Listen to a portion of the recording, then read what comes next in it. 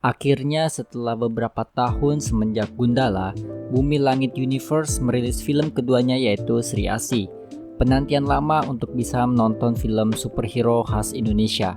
Setelah sebelumnya rencana akan rilis di bulan Oktober tapi diundur menjadi November. So langsung aja ke review Sri Asih.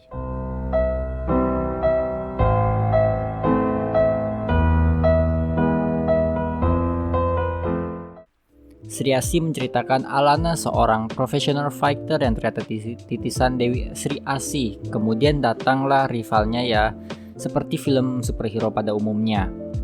Sri Asih dibintangi oleh Pevita Pierce, Dimas Anggara, Reza Rahardian, dan Jeffrey Nicole. Film ini bisa dibilang peningkatan dari film pendahulunya yaitu Gundala, mulai dari cerita sampai CGI. Dari cerita sendiri gue cenderung lebih suka Sri Asih ya, meskipun Gundala nggak sejelek itu. Yang gue suka dalam waktu 2 jam, film ini bisa mempadatkan ceritanya menjadi lebih asik saat kita nonton. Meskipun saat gue nonton itu ya ada gelombang naik turun. Maksudnya ada di mana gue sempat bosan nonton film ini, tapi nggak banyak. Dan juga masih ada sedikit plot hole di film ini. Selebihnya sih no problem dan gak bikin bosen. Gak ala-ala superhero DC atau Marvel ya. Superhero Indonesia memasukkan ciri khasnya sendiri ya, seperti adat-adat Jawa yang bisa kita lihat juga sekilas di trailernya. Lalu mereka juga membawa keadaan society yang kebetulan terjadi juga di Indonesia. Meskipun gua gak tahu apakah ini sekaligus membawa isu atau enggak.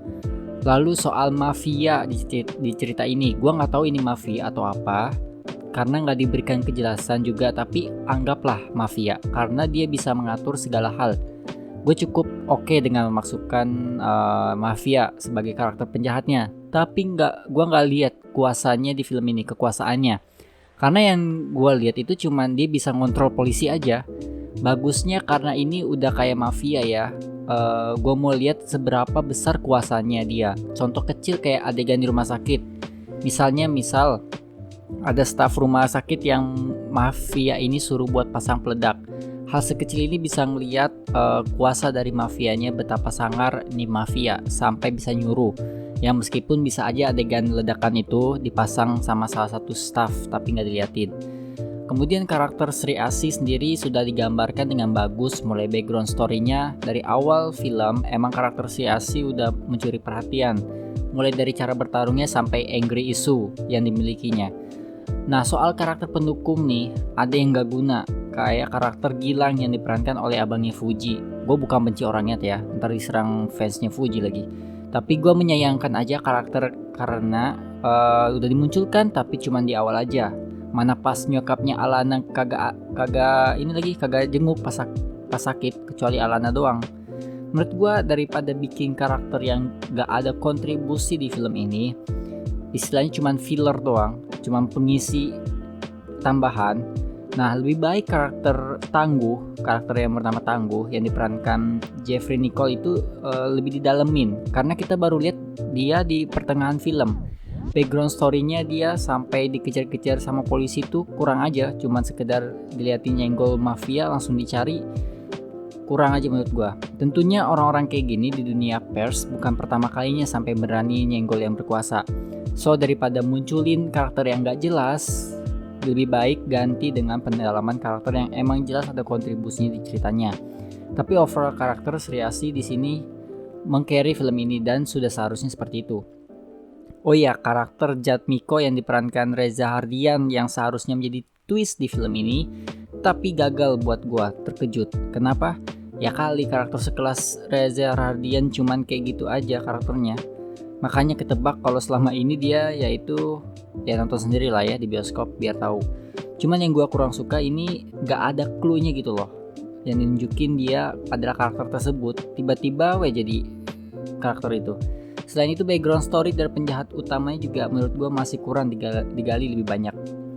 Porsi jokesnya udah pas juga, nggak banyak tapi bikin lucu, terutama karakter yang dibawakan Jeffrey Nicole.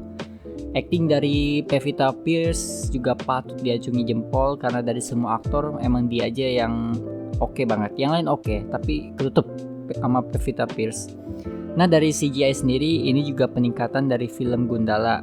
Di sini mereka berani lebih banyak main pakai CGI untuk pertarungannya.